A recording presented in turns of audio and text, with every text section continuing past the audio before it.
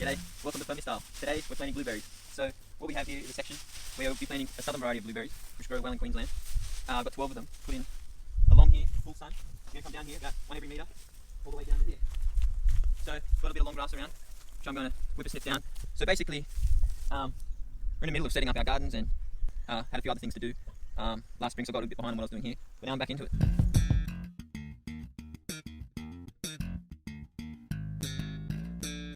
So I've cleared this area. Got a big pile of mulch here. I'll just grab my Daddy, good boy. Good boy. This was sitting here, another pile of this poultry mulch. Now there's all this grass. Don't worry about the seed and stuff. It's good to chop it before it goes to seed. Tony. Good on you, Tony. Yeah. Fertilising the garden, are you? With our ginger growing off, He still doesn't lift his leg. our turmeric dying off, it's already a harvest. That was last season. Yeah, so where are we now? In the mid-winter? We're in the subtropics, so it's been a mild winter here this year as well.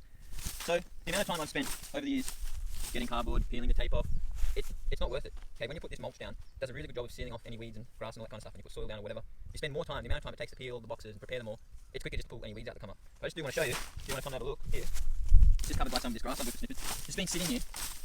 I've just had it here ready to use and I just haven't gotten around to it. Just have a look at this for a moment. Look at this. This is the kind of thing you let mulch sit around. Beautiful, perfect for the garden. Look at this, ready? Look at that.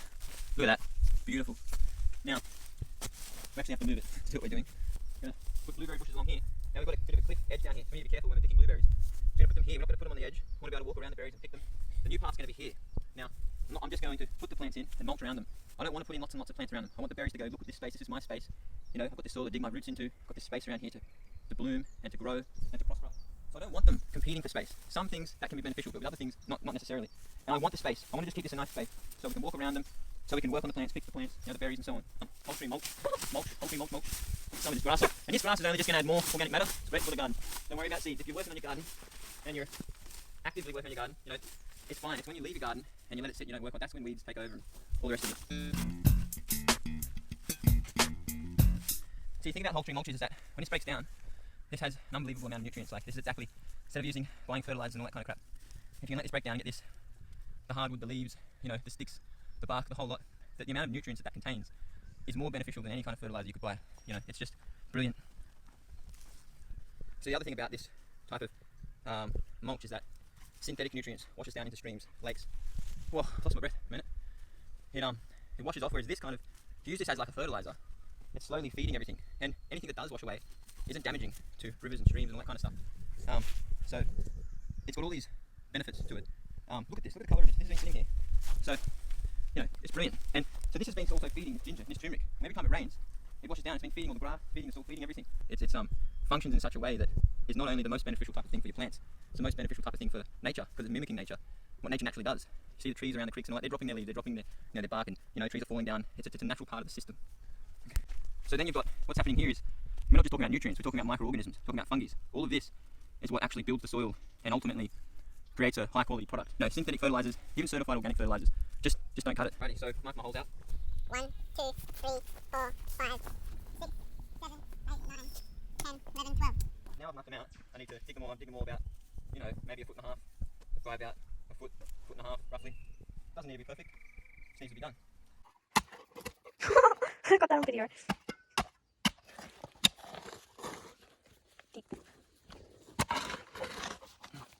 Okay, so here we are, it's the next day.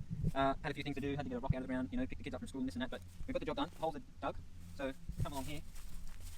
We see a hole, a few rocks I had to get out of this hole right here. And now we're ready to mix our soil up, so let's do that. Okay, so it is the 14th of July, so by the time these blueberries, we're in the middle of winter, come springtime they should be thriving. We'll do a follow-up video, show you how it's going. And it's very important that in the subtropics you get a low chill variety or a southern variety. Ones that don't require, the northern varieties require more of a cold season for them to function properly, whereas the southern varieties thrive in, you know, subtropical type weather. Anyway, so what we have here is some topsoil, which is just a sandy type lime. We're going to mix some of this into the hole to create some nice drainage, and this is pH tested, this sitting at around 5.5 pH, the native soil as well, so that will be actually a perfect mix. Usually what I would do is mix in some of this. This is a mixture of biodynamic cow manure from our local biodynamic dairy farm and poultry mulch that's been composting for several months. This has been sitting composting mixed together for almost a year now, so that's beautiful stuff. But unfortunately we can't use that for this because this is extremely alkaline. So when they say you need a lot of organic matter, it's not necessarily in the hole. It's you want mulch on top of the surface around the tree, not in the tree. Not only that, when you are planting things like blueberries, or particularly specifically fruit trees, you usually just put the native soil back in around it. You don't necessarily need to be putting stuff like that in it. So anyway, what we'll do is start with some of this. So what this topsoil is going to do, mixing in with the clay, well, the native soil in that particular area has got a lot of clay in it. So the clay contains a lot of beneficial nutrients and minerals. The longevity of trees and plants. That's why the forest can kind of look after itself, because their roots are sitting in, clay. People think of clay, but it's actually a vital component to a healthy garden. But drainage is important. There's a lot of factors to bring into it. So anyway, because I'm not using any of that compost, what I am going to do is put the clay. I prefer not to use this stuff. I use that as much as I can, but for this particular, what we're doing here, I don't want to add any unnecessary alkalinities. With this mix, it's sitting at like a perfect fit. But we do want to add some more nutrients. Tony's digging. We do want to add enough nutrients to really get the plants off to a good start. So I've got some certified organic potassium, nitrogen and phosphate. We'll add some of that in. You can get that in pre-mixed bags.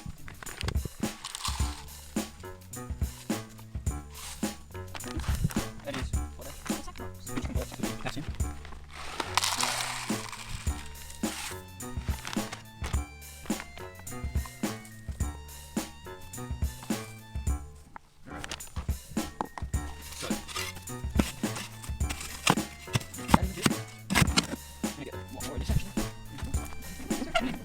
Now we're going to mix back in a lot of this native soil.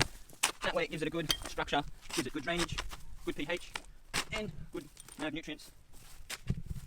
Get a few rocks and stuff, but that's alright too. Have a few little rocks here and there. And certain parts of stone actually contain minerals as well. Okay, so the reason we've done these holes so big, if you want to come and have a look, they do vary in size. Ones down there are actually bigger, I got a bit carried away. Even blueberries, this particular varieties, only grow to around 2 metres. They probably got a bit bigger than that. They get massive, but in general, when you're planting this kind of thing, particularly fruit trees, it's absolutely essential, and I repeat that, essential that you dig out the hole, even with fruit trees, even way bigger than this. Because if you just dig a little hole and expect the plant to thrive, you'll be disappointed.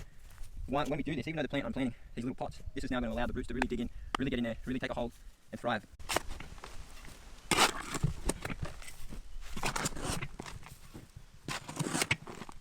Alrighty, so we're filling our holes. We've actually used basically nearly all of the native soil. I can't tell you what your mix needs to be. You need to assess that yourself, because every soil type is different, depending on how loamy, sandy your soil is, how much clay there is. So you really have to do that assessment yourself, and it's not rocket science. Nothing here is exact or perfect. Now you've got a good balance of everything, and your pH get a pH tester. I don't really use pH testers much, but for this specific thing I have just to double check. So the next step is to water these holes in. But this is all going to sink. You don't want to put these plants in and then have it all sink, 10, 20 centimeters, and then so we need to water this in. Do it right. If you dig these holes, you only do it once. You don't want to dig these crappy little holes and then it doesn't work, and then you have to do it all over again, or you end up with this plant 2 years down the track that it just isn't doing very well. So it's worthwhile spending the time to dig your holes properly, and you do it once. You do it properly and you do it once.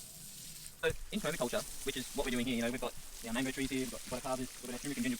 A lot of the principles that horticulture teach you aren't necessarily true. Like a lot of people say that all kinds of stuff that in reality, in the actual practice of growing food, isn't necessarily accurate. That's what I found. So it's all about experience and just getting into it as well. Same with pH. What a lot of horticulturists tell you about soil and what's acidic and what's alkaline isn't necessarily true at all. It can be very true, but it can be very false as well. The same with using wood chips on the garden. They'll say, well, you can't use wood chips on the garden because it takes out the nitrogen, it competes, all this kind of stuff. Again, there is truth to that, but it's not necessarily true either. Your garden can thrive with, again, not necessarily wood chips, but the whole tree mulch, because that's converting into an organic matter very quickly. It's not sitting there for years. So there's different components to this that horticulture really doesn't teach. So yeah, permaculture, which is what we're doing here. Now, just because I'm planting several plants in a row, doesn't mean that it's a what's the word, Sophia? No. I don't know. Oh, I've got to think of the word. Oh, so just because we're planting several plants in a row here, doesn't mean we're doing a monoculture crop. That would be true if we're planting acres and acres of food, and that was all it is. Because we're in a system here with multiple species, it's not monoculture. So I can plant a whole patch of corn or a whole patch of potatoes or whatever I want. But within that system, I've got many components, a lot of biodiversity going on the property as a whole. That's what permaculture is. So don't anyone tell you that just because you put a whole patch in of one plant, that's not monoculture, if it's within the biodiversity of the whole system itself. The reason I say that is because most plants enjoy growing together in families. That's how they thrive. You need to plant stuff with multiple plants of the same species. Because they talk to each other, and yeah, you can plant other plants around and so on. But not only that, it makes harvesting a lot easier. There's a lot more function in it, because a part of building a good garden is the function, of the process, of the system, and how well it works. The harvesting, the planting, the growing, the whole thing. So we've got to look at all these different aspects. Okay, so we put some water in. You can see it's sitting there a bit. We're just going to dig it through a bit, allow that water to actually really get down in there. You can see it's down in there well. That's great. And that's a good way of double checking what's actually happening in the hole.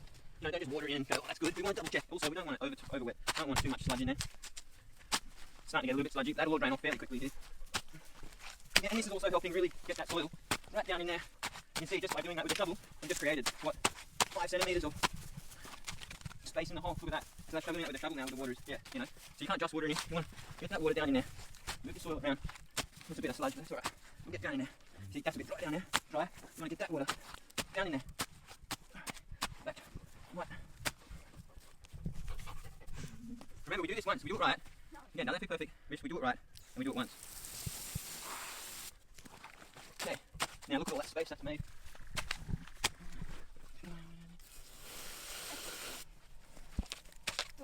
Yeah. Because we really don't want that sinkage happening on the plant. That'll just disturb everything. Once we've got this plant in, everything settles in. We just really want that to do its thing, and we don't want it to disturb after that point. Because what happens is, when you disturb the soil, you're disturbing all these other things going on within the system. And that's why here these no-dig methods, it's great, but in most cases you have to dig the soil at least once if you want your plants to grow well. You know, again, this system does in a way mimic the forest, but at the same time, you see some plants in the forest, they don't get as much fruit and stuff off them, and it takes them a lot longer to actually get going and growing.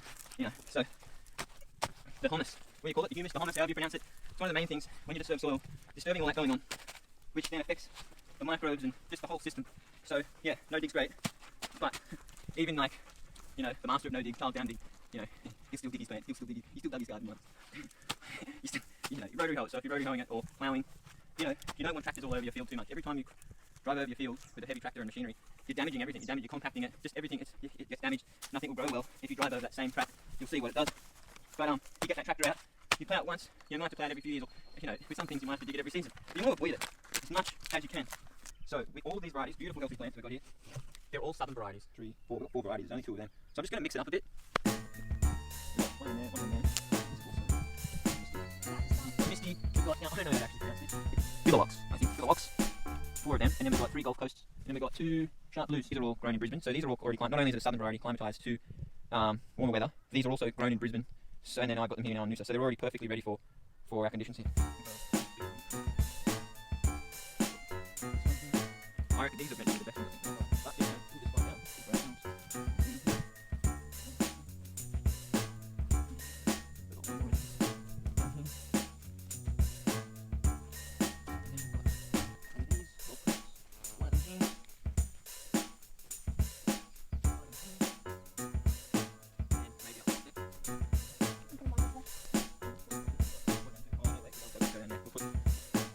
Sharp blue. You can put one of them down there. I'll put this one.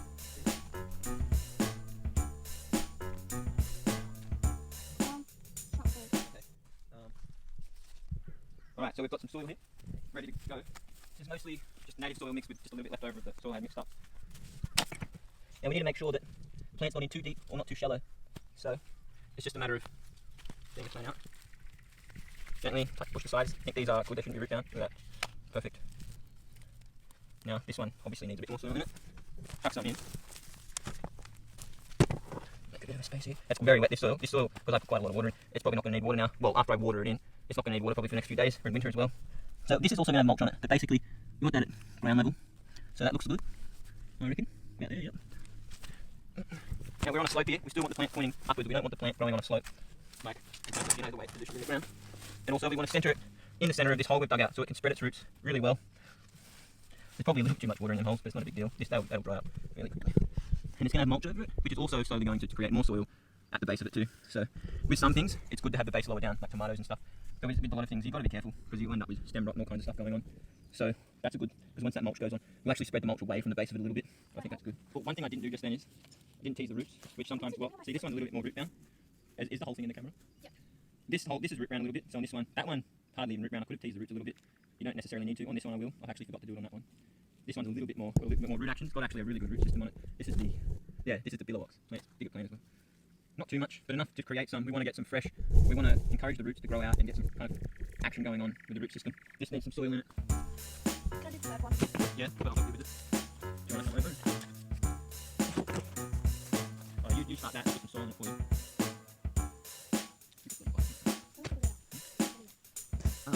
You know, just hold it here at the around the stem. We don't want to just pull it out. We don't want to rip the plant out. We want to do it out around the pot. We want to push the pot around and then slowly move it out.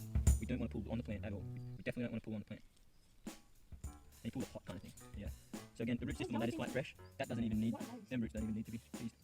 That's fertilizer. So that's the kind of fertilizer, that slow release fertilizer that they, all these horticulturists and nurseries use. You just pop it open. Ew, what's in it? For the food? Well, it's probably a synthetic fertilizer. But that's going to clearly, once that, over the next few months that'll dissipate, it'll be gone. And then over the next couple, you know, that's just be a thing of the past. And all this the new system that it grows into will take I'm over. not on my knee. Yeah. Hey Sienna! Do you want to plant one? You don't want to? Or you can next time then. Now you can see Tony's not around for this because we really don't want Tony coming in and freaking walking on it, holding up with some dirty. Now another thing is, I'm considering actually putting, I should have probably had prepared first. I think it'll be right, but Tony's still a puppy, so he needs to be trained. I'm a little bit concerned. There is a possibility that Tony may pull one of these out or trample. I'm hoping he won't pull out from it. Oh wait, I think that's good. Put it down. Is it at the level of the ground? Yep. So we actually don't need any dirt under it. Just the dirt around it.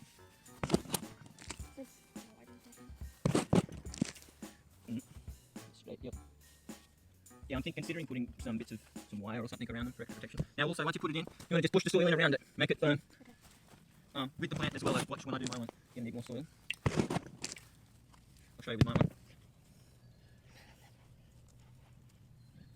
That's good. It's in the centre of the hole. Yep. So, getting the dirt. My dirt in. My soil, like you call it. You know, remember, dirt is not really dirt. Like dirt, soil, all dirt is soil. Okay.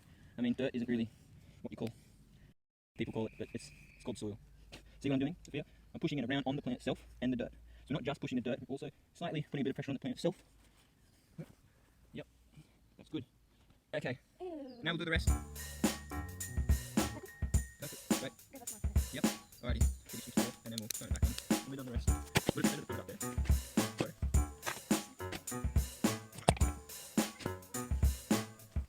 Sorry? Do you know how to make it? I guess so. Oh, where's the pot for that third one? Is that it over there? We can't get these mixed up. We need. This one's for that one. Put it right next to it, please.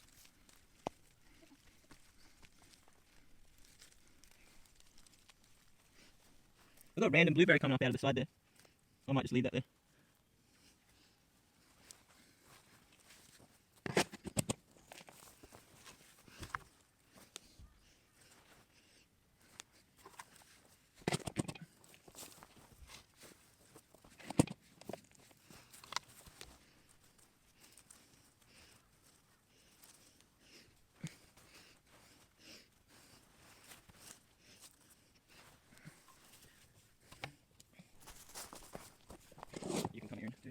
I'll show you what I'm doing now, so you get this part. Put it in the centre of the hole, and we want to make sure that the plant is at the same level, the stem, the base of it, as the ground. We don't want it too deep, we don't want it too shallow either.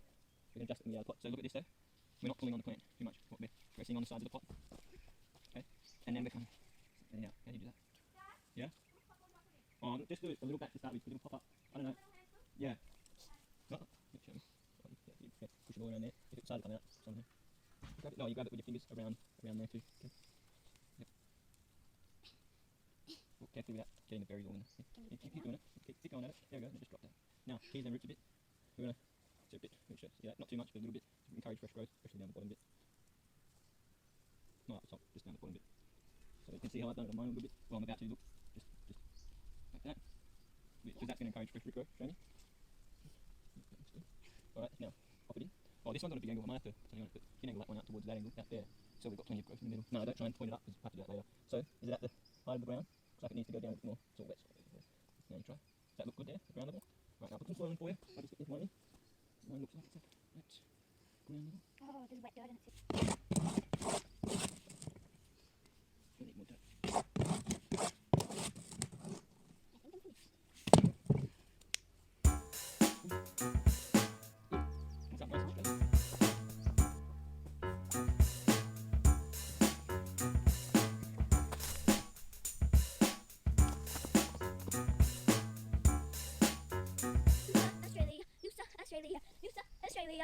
Australia. Woo! Blueberry.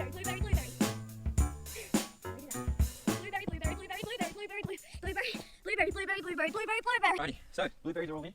Getting dark. There's just 2 more jobs to do now. Just give these a final water in for that extra bit of dirt. And it's not going to need water here. There's how much water for now. I'll check on it, keep an eye on it back in at least a few days, or might give it just a tiny bit.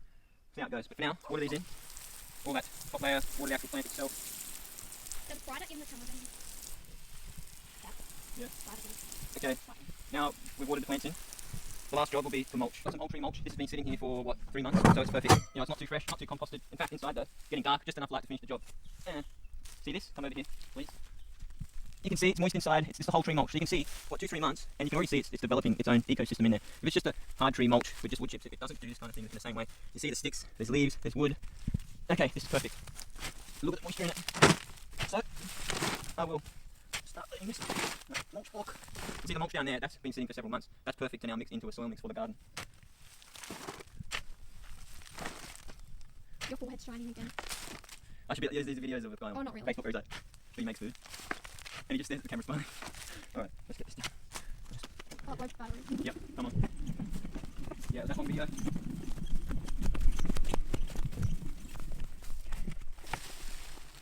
Now, I'm not going to bother putting cardboard and stuff down. I used to do that a lot, but I found it's not worth it. By the time you pull the tape off and all that kind of stuff, this kind of mulch does a good job of keeping the weeds down anyway. And by the time you prepare the cardboard, it's quicker just to come along and pull the weeds out. Because when any weeds do come up, pull out really easy through a thick layer of mulch. And if it's thick enough, the weeds won't come through. And then what you do is, there will be a period of time where they'll start to come through. Before that happens, you pile more mulch on. You pile more mulch on. And you just keep putting mulch on every several months. The mulch is an essential part of a healthy garden. So I'll just show you. Dad, Huh? we're gonna have to. Well, let's get to that later. I'll just show you for the person, if they're not mulching their whole area, they just get a nice metre of mulch, about a metre or so, around the plant, and you want it about, several inches thick, 10-20 centimetres or so. Now we don't want it right in at the plant, but we want it really close. So we bring it in, and we'll leave space so we don't start getting rot around the stem. Okay, it's very important. Okay, and then once you've got a nice thick layer, you're done. You can even water it in, but see, this doesn't even need watering in. Look how wet it is. Brilliant.